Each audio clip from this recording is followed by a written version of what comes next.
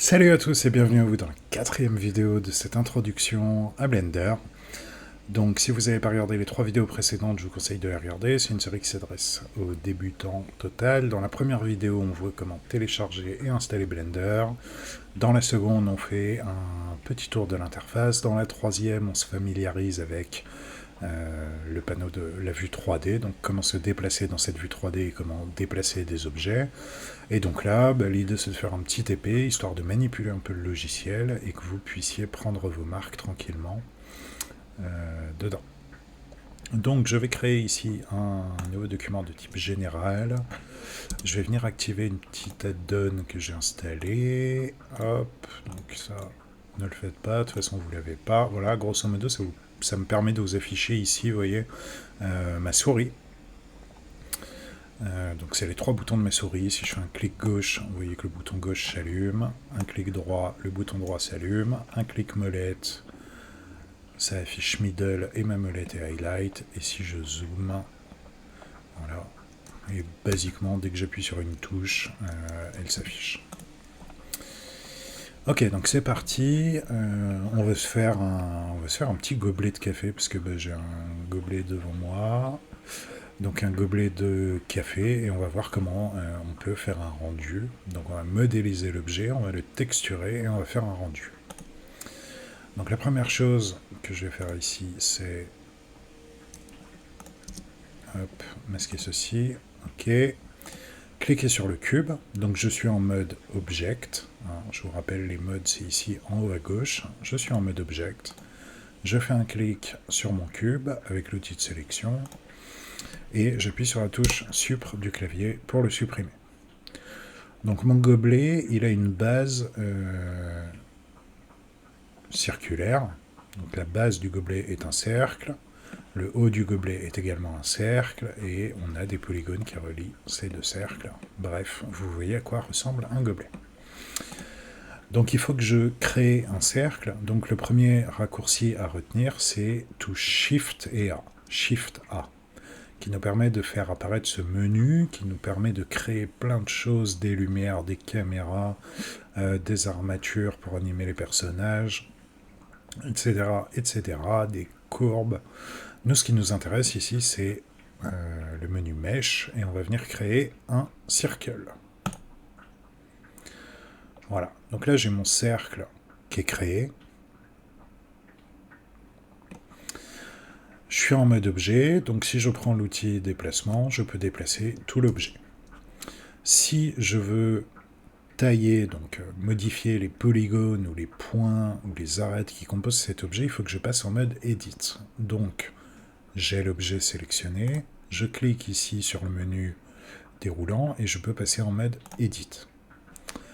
Alors, il y a plusieurs choses qui se sont passées. À l'écran, maintenant, je vois toutes les arêtes et tous les points qui composent mon objet.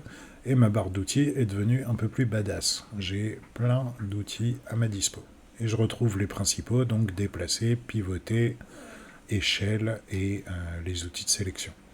D'ailleurs, comme dans tous les logiciels qui ont une barre d'outils, quand vous voyez une petite flèche dans le coin inférieur bas de l'écran, ça veut dire qu'il y a d'autres outils qui sont cachés en dessous.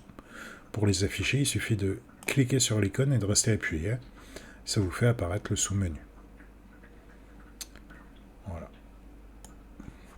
Donc là, les outils de sélection, par exemple, on voit qu'on en a 4 différents. Si je veux utiliser l'outil sélection circle, eh bien, je le survole, je relâche mon clic et j'ai changé d'outil de sélection. Maintenant, si je viens cliquer gauche dans ma vue et que je balade ma souris, vous voyez que je peux sélectionner des points. Si je sélectionne quelques points et qu'ensuite je prends l'outil Move ici, je peux déplacer, comme on l'a vu dans la vidéo précédente, à l'aide du gizmo central, les points qui sont sélectionnés.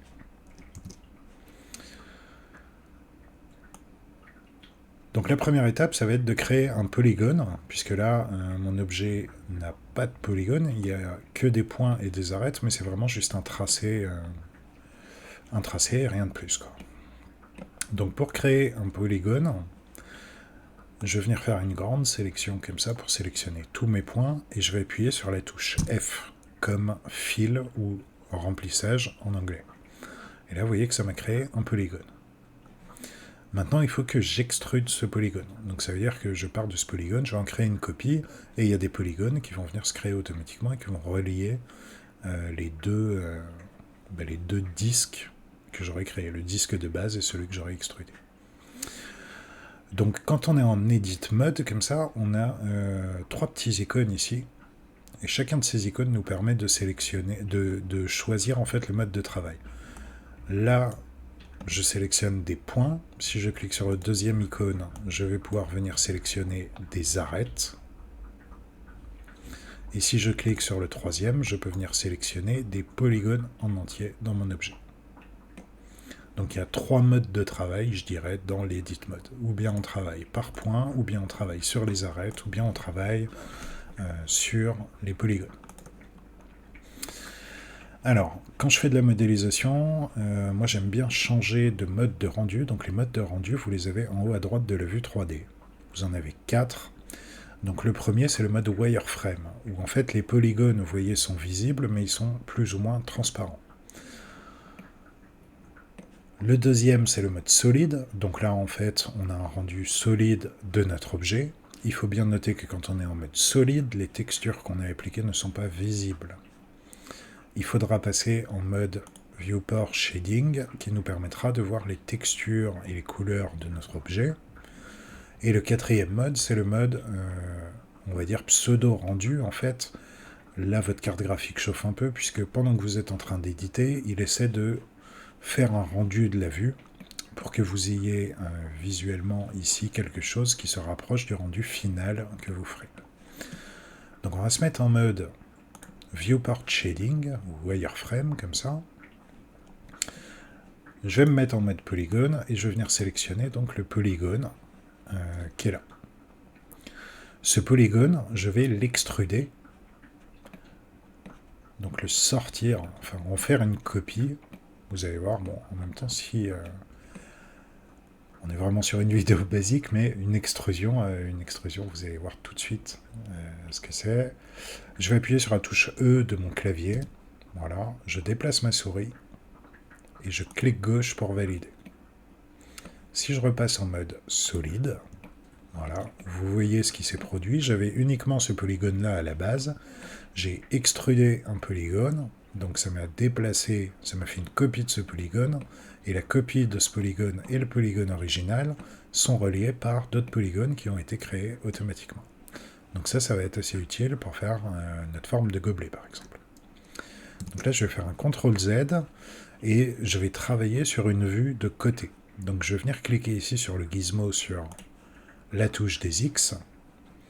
Je sélectionne bien donc mon polygone. Hop, je me mets en vue de côté. Je vais dézoomer, j'appuie sur Shift et clic molette pour déplacer la vue. Et je vais donc appuyer sur la touche E du clavier, qui va me permettre du coup d'extruder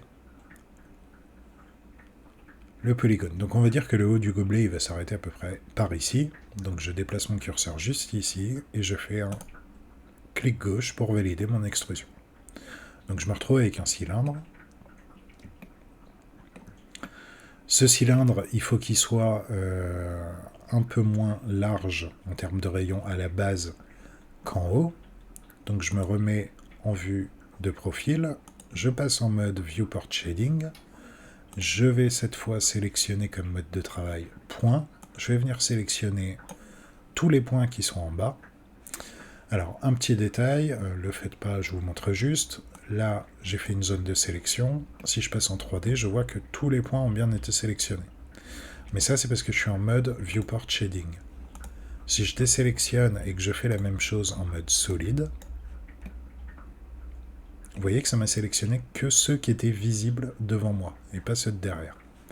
Donc quand vous modélisez, moi je vous conseille vraiment à chaque fois de vous mettre en mode Viewport Shading, comme ceci. Donc je me remets dans ma vue de côté, hop, je suis bien en mode point, je prends mon petite sélection, je viens sélectionner tous les polygones qui se trouvent en bas. Ok, je vais maintenant appuyer sur la touche S, ou alors je peux cliquer sur l'icône ici pour avoir mon outil d'échelle. Et je vais venir agir sur la poignée verte, comme ceci, qui me permet du coup de réduire, de donner une forme de gobelet tout simplement à mon cylindre. Alors, si je passe en mode 3D, je vois qu'il s'est passé plusieurs choses. Donc j'ai bien scalé sur l'axe des Y, par contre pas du tout sur l'axe des X. Donc là j'ai un gobelet. C'est design, hein, vous me diriez, mais c'est pas exactement ce que je veux. Donc je vais faire un CTRL Z pour annuler. Et donc là je peux scaler dans ma vue 3D. J'ai les points de sélectionnés. Et moi ce que je veux c'est scaler uniquement sur Y, l'axe vert, et sur X, l'axe rouge. Donc j'utilise le carré bleu, pas la poignée, le carré bleu. Et là, si je clique, ça me scale sur les deux en même temps, ce qui fait que mon cercle reste bien circulaire. Alors, je vais venir sélectionner tous les points du haut, donc en me mettant bien en mode View par Shading, je sélectionne tous les points du haut, et je vais les déplacer. Donc, je peux ou utiliser l'outil déplacement qui est là, ou utiliser, je vous le rappelle, le raccourci qui est G. G, et là, si je déplace ma souris, ça déplace les points. Moi, je veux me déplacer uniquement sur l'axe des Z. Donc, après avoir appuyé sur G, j'appuie sur Z. Et là, comme ça, je me déplace que dans la hauteur. Voilà, parce que je le trouvais un petit peu trop grand, ce gobelet. Ok, donc là, le gobelet, il est plein. Ce serait mieux qu'il soit vide. Donc, je vais toujours en mode édition, sélectionner le polygone du haut, l'extraire, mais l'extruder mais vers l'intérieur pour ensuite pouvoir rabaisser les polygones qui viendront former le fond de mon gobelet. Voilà, donc je peux le faire, je pourrais le faire, je vais le faire en mode comme ça, polygone. Je prends un outil de sélection, je m'assure que le polygone du haut soit bien sélectionné et que j'ai rien d'autre de sélectionné. J'appuie sur la touche I qui permet de faire du coup une extrusion interne. Et vous voyez que quand je déplace ma souris, ça va venir me créer une petite épaisseur comme ça. Donc c'est un gobelet en carton, c'est pas non plus méga épais, on va dire que comme ça, ça le fera bien.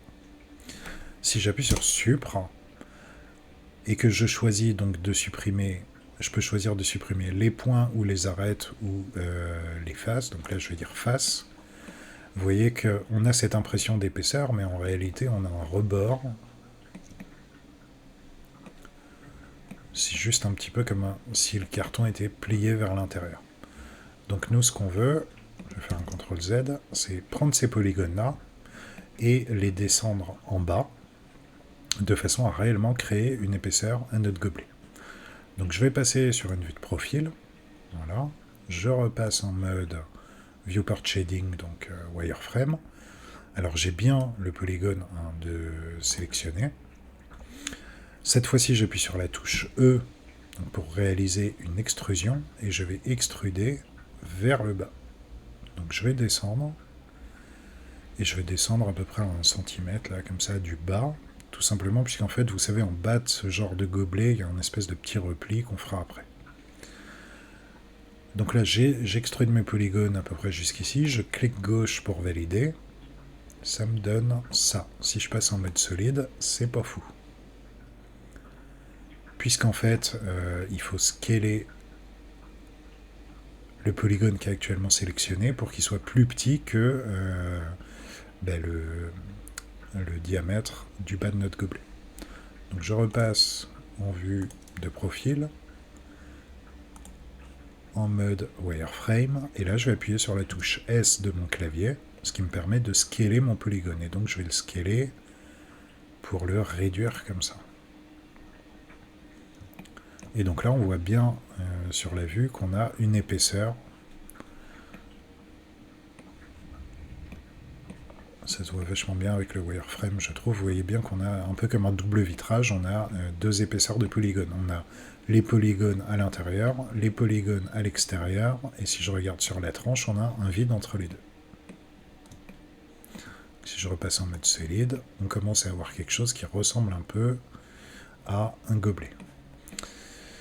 Donc comme je vous le disais, en dessous de ces gobelets, on a souvent un espèce de petit renfort, de petit pliage. Donc toujours en mode Edit, mode polygone, je viens sélectionner le polygone du dessous. Donc désélectionnez bien tout, hein, vous faites un clic dans le vide. Je sélectionne ce polygone-là, je vérifie à l'intérieur, vous voyez que le polygone n'est plus sélectionné. Je vais faire de nouveau une extrusion interne pour donner donc la petite épaisseur du repli. Donc j'appuie sur I, je déplace ma souris comme j'ai envie et je clique gauche pour valider. Je repasse en vue de profil, voilà, et en mode wireframe comme ceci. Et là, E pour extruder vers le haut.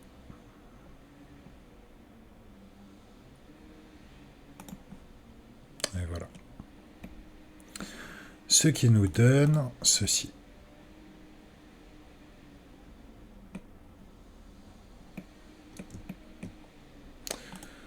Alors, comme vous pouvez le voir, on sent pas mal les polygones. Donc ce serait bien de lisser notre objet, mais on le fera à la fin. Là, je vais rajouter la petite bordure qui se trouve au-dessus.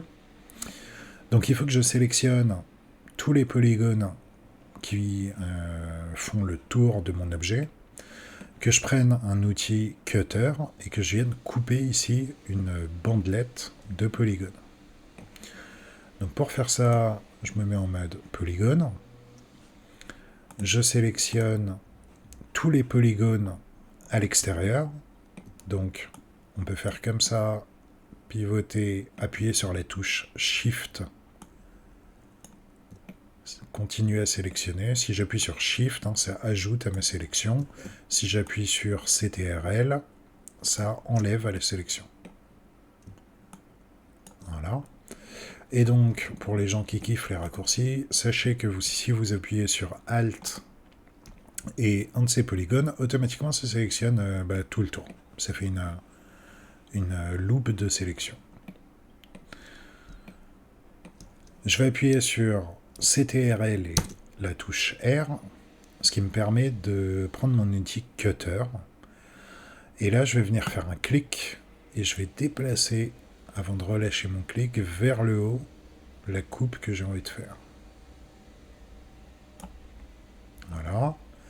Et je refais un clic pour valider. Et donc là, mes polygones sont tous coupés tout autour. Donc maintenant, on va sélectionner toute cette petite bordure là et on va l'extruder. Donc vous l'aurez deviné, on va faire un Alt, clic. Alors il faut que je me mette en mode polygone.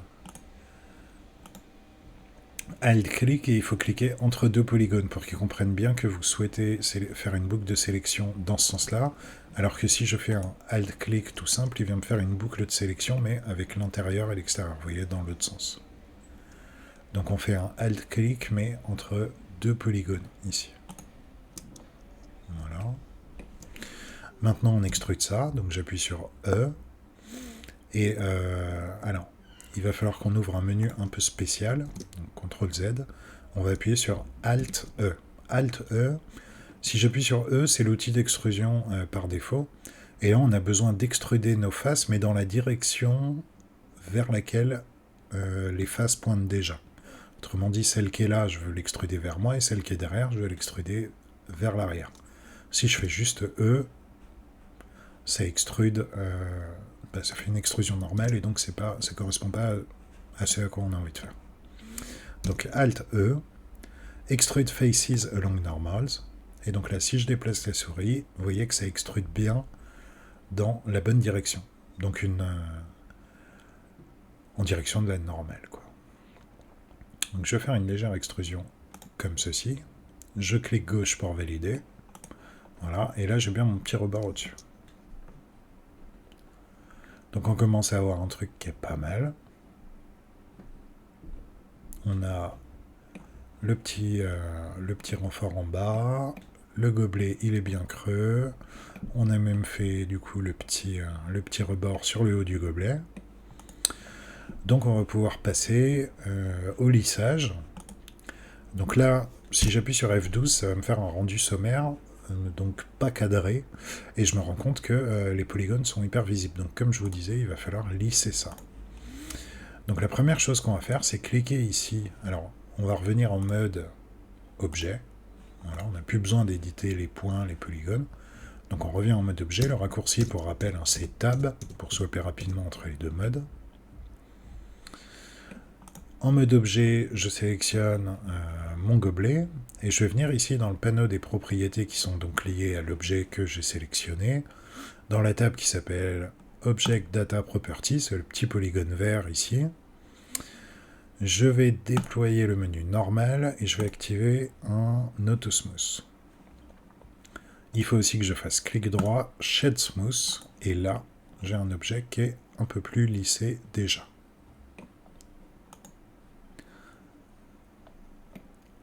On va maintenant passer à la texture du gobelet. Donc je sélectionne le gobelet et l'onglet texture, c'est la petite boule ici rouge. Je clique dessus. Pour le moment, mon objet ne contient aucune texture, donc je clique sur plus pour créer une première texture et sur New ici. Ok. Donc là, si je change la base color,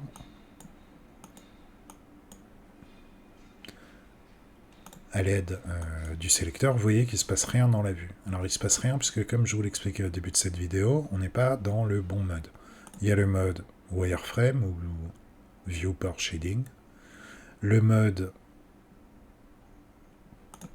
solide qui nous permet du coup de voir notre objet en mode solide, et le troisième qui nous permet d'avoir une première interprétation des textures, et le quatrième qui là va plus faire un rendu, vous voyez, avec des lumières.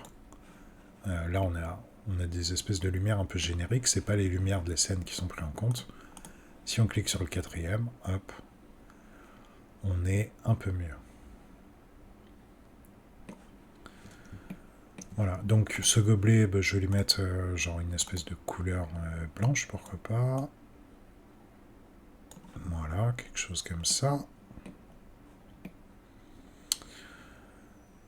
Alors généralement, la couleur en dessous peut être un peu différente. Donc c'est surtout un prétexte pour vous montrer comment appliquer une texture uniquement sur certains polygones de votre objet. Puisque là, vous voyez qu'on a ajouté le matériel et qui s'applique sur tout l'objet.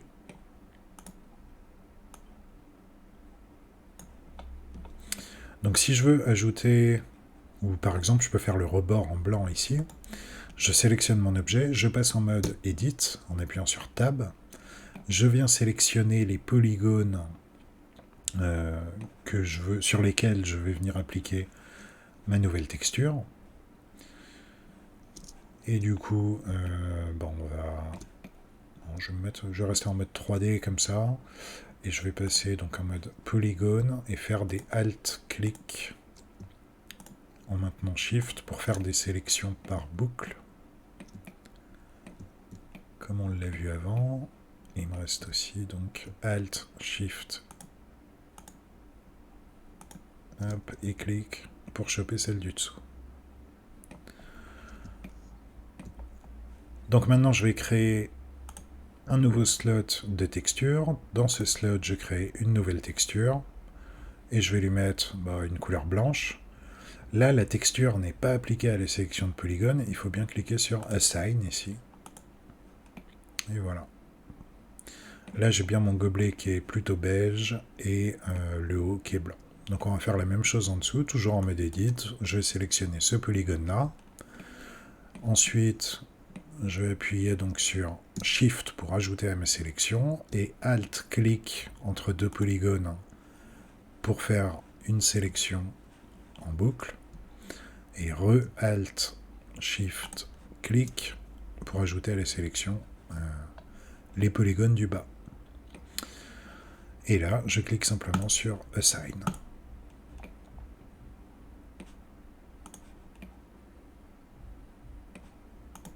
Alors, je ne sais pas si c'est une question d'ombre ou si le matériel n'est pas appliqué. Du coup, je vais vérifier. Je repasse en mode objet. Hop, en rotation. Je retourne mon gobelet et j'ai l'impression que c'est bien blanc. On est bon.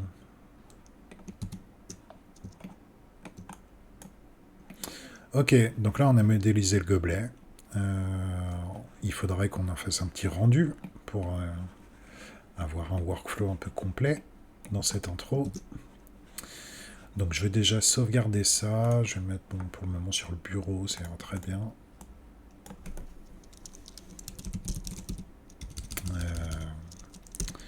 Gobelet. Blend. Voilà. Et c'est parti pour le rendu. Donc pour faire un rendu, on peut appuyer donc sur la touche F12, et là on se rend compte d'un truc, c'est que c'est pas du tout cadré. Par défaut, quand on crée une scène générale comme ça dans Blender, on a une lumière et une caméra. Donc, la première chose que je veux faire, c'est mettre cette lumière et cette caméra sur un axe un peu différent. Donc on va commencer par s'occuper de la caméra. Je vais cliquer sur la caméra. Et ici, dans l'onglet des propriétés, donc je reviens dans le panneau Object Property, le petit carré orange, et je vais déjà reset sa position. Donc je mets 0, tab 0, 0, pareil pour la rotation, hop, et voilà. On met tout à 0. Comme ça, on a une caméra qui regarde en bas. Si je fais un rendu, bah, en fait, là, c'est le... Je suis collé très fortement au gobelet. Je suis même en dessous, en fait. Donc ça rend que du vide. Alors, je vais venir déplacer ma caméra. Hop. Donc, je vais la mettre sur l'axe des Y, par exemple. Ensuite, une rotation. Donc là, je veux pivoter sur l'axe des X pour la relever en direction du gobelet. Donc, je clique sur l'axe rouge et j'appuie sur CTRL, ce qui me permet, du coup, de faire une rotation qui est crénelée de 5 en 5, et donc de faire une rotation de 90 degrés facilement. Vous pouvez voir l'angle de rotation en haut à gauche au-dessus de la barre d'outils. Ok. Si j'appuie sur F12, je vois que je suis trop bas. Donc vous voyez que c'est un peu galère à placer. Ce que je vous invite à faire, c'est de cliquer ici sur l'icône caméra. Donc déjà qui vous donne, sans faire un rendu, un visuel. Et ensuite, d'ouvrir le petit menu qui est à droite. Donc c'est la toute petite flèche. Vous pouvez appuyer sur la touche N du clavier. Voilà, et dans View, on va venir cocher Camera to View. À partir de là, si on déplace, un peu comme si on se déplaçait dans la vue 3D, en fait la caméra suit. Vous voyez que là, si je ressors de la caméra, donc je rappuie sur N pour fermer ce menu, et je ressors de la caméra en cliquant sur l'icône caméra, vous voyez que la caméra s'est déplacée. Donc je la remets correctement sur Y avec une rotation de 90. Hop. Hop. Je rentre dedans. Et donc là, je peux directement, en ayant la caméra sélectionnée, jouer. Donc si je joue sur Z, c'est la profondeur, puisqu'on est dans Blender, mais sur Y, pardon. Mais si je joue sur Z, justement, je me déplace bien dans la hauteur. Donc je vous invite à positionner votre caméra comme ça, en agissant directement sur les propriétés sur la droite de l'écran, c'est bien plus précis que d'essayer de se déplacer en déplaçant la caméra. Ok, donc là j'ai mon gobelet, la lumière elle n'est pas du bon côté, donc je vais cliquer sur la caméra pour ressortir voilà, du mode Edit. Je vais mettre ma lumière 0, je vais la mettre vraiment par ici, donc à 0 sur X. Toc. Et puis je vais l'envoyer un petit peu vers l'arrière pour commencer. Voilà, là si je fais F12, donc j'ai un rendu de mon gobelet de face. Je vais sélectionner le gobelet et je vais le faire pivoter un peu. Pouf, pouf. Voilà, juste histoire d'avoir un rendu un peu différent qui accrochera mieux à les ombres et les lumières. Positionnez-le comme ça vous fait envie. Alors, on va réaliser un espèce de fond perdu. Là, vous savez, quand on prend des photos, on a souvent ces espèces de grands fonds blancs ou verts qui permettent du coup de faire un petit environnement et de mieux réfléchir les lumières. Donc pour ce faire, on va créer un nouvel objet. Donc Shift A, Mesh, et on va venir créer un plan. J'appuie sur la touche S pour scaler ce plan. je vais le faire assez grand quand même. Voilà. Ensuite, je passe en mode Edit en appuyant sur la touche Tab. Arrête, mode arrête en haut à gauche, et on vient sélectionner cette arête-là. L'idée, c'est de faire cette espèce de toboggan là. Donc j'appuie sur E pour extruder mon arête, et je vais contraindre mon extrusion sur Z, donc j'ajoute après Z.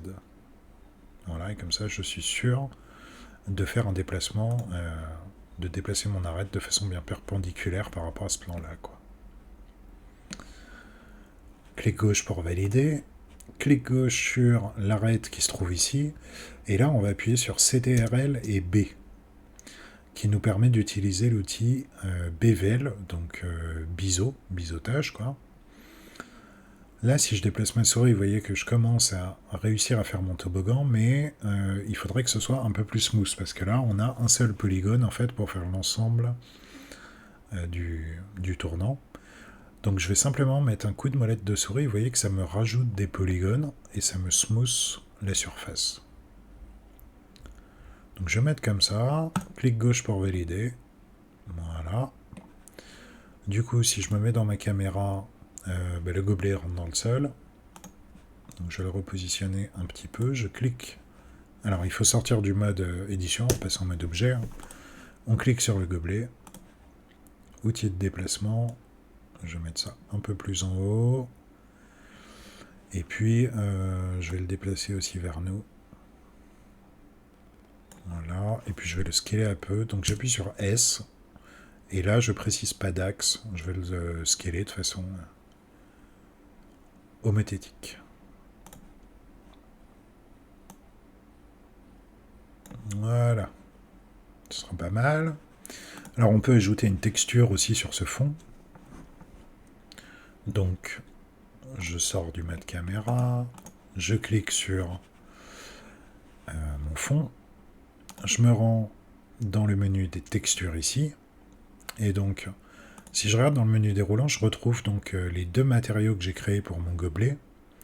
D'ailleurs, on va sélectionner le gobelet, et dans l'onglet matériaux ici, donc appeler ça gobelet tout court, et le matériau blanc, je vais l'appeler highlight gobelet. Voilà. Donc je sélectionne mon fond, je crée un nouveau slot pour mettre un matériel, je clique sur New pour créer un nouveau matériel, et puis là je vais mettre un fond de couleur, peut-être quelque chose comme ça. Je me mets dans ma caméra pour voir à peu près à quoi ça ressemble, ça me paraît plutôt pas mal. Alors ce qui pourrait être fun, ce serait pourquoi pas de mettre 3 gobelets l'un à côté de l'autre, pour faire genre il est en train de se casser la gueule, enfin comme si c'était plusieurs frames d'une animation. Donc je suis en mode objet, je clique sur mon gobelet, CTRL-C, CTRL-V, je déplace ma copie ici, je prends l'outil de rotation, ou pas forcément besoin, je vais le faire en fait plus précisément directement dans le panneau de propriété. Voilà, alors c'est pas le bon qui est sélectionné, c'est celui-ci. Hop, hop. Vous savez, c'est ce genre de photo, 1 minute avant le drame, où on voit qu'il va se produire un truc pas bien, mais... Donc là, le gobelet il est posé, ensuite il commence à se casser la gueule. Pardon pour le verbe, enfin pour le mot. Et là, on va le faire pivoter un peu plus, genre... C'est fini, quoi.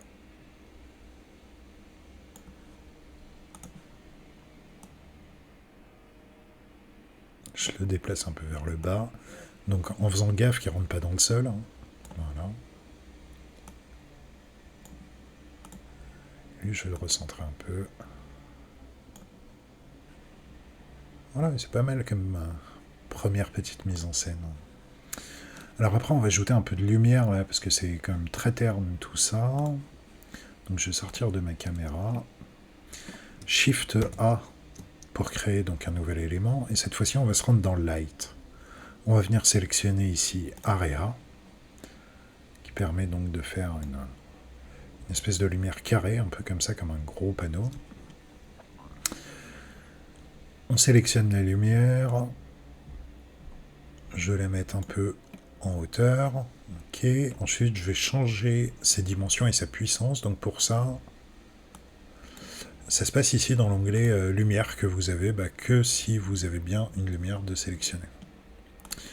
Je vais mettre ça à 750 watts. On est sur de la bonne grosse lumière. Plutôt que de prendre une forme carrée, je veux une forme rectangulaire. Ce qui me permet comme ça de l'agrandir, de lui donner un peu plus de hauteur. On va prendre l'outil rotation pour faire pivoter tout ça. Voilà, et la mettre bien de face. Et on va se remettre dans la caméra. Voilà, et déjà on a une lumière qui est un peu plus sympa, je trouve.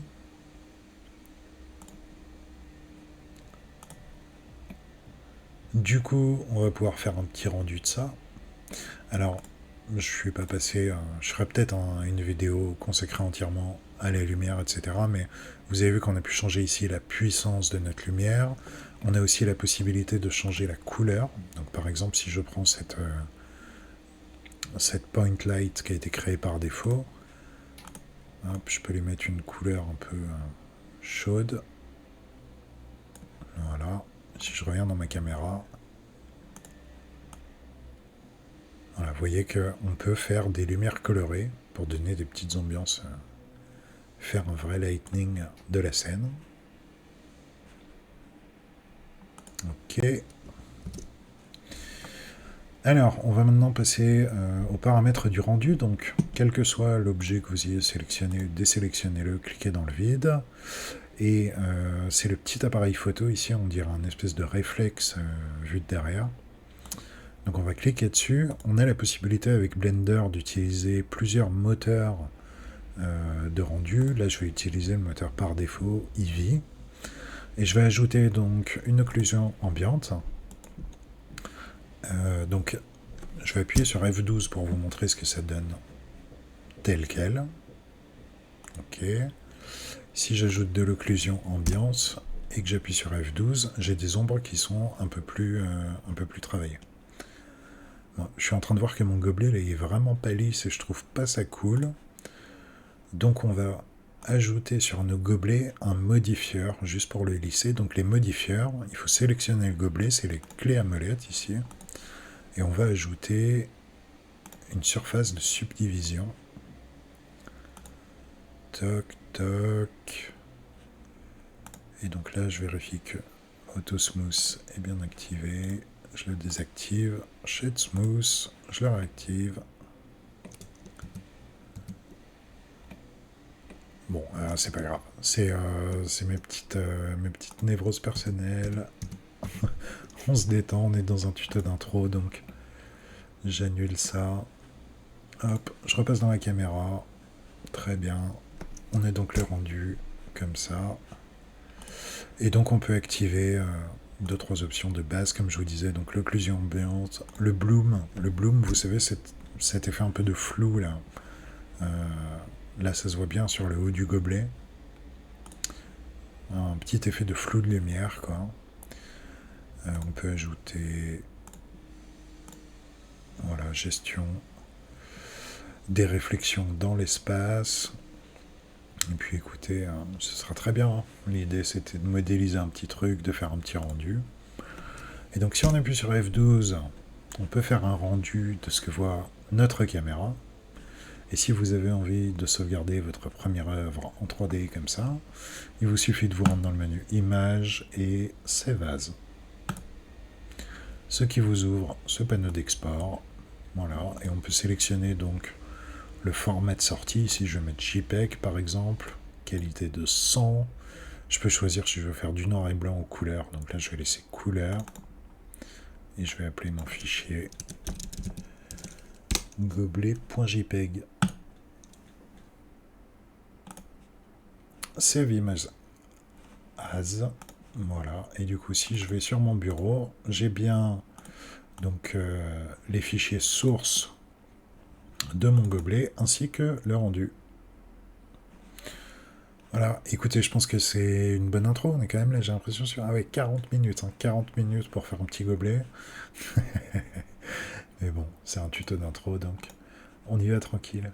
Écoutez, en tout cas, je pense que ces 4 vidéos, ça vous donne les bases nécessaires pour suivre mes autres vidéos Blender. De toute façon, si vous avez des questions, n'hésitez pas à mettre un commentaire, j'y répondrai avec plaisir. Et je vous dis à plus dans une autre vidéo.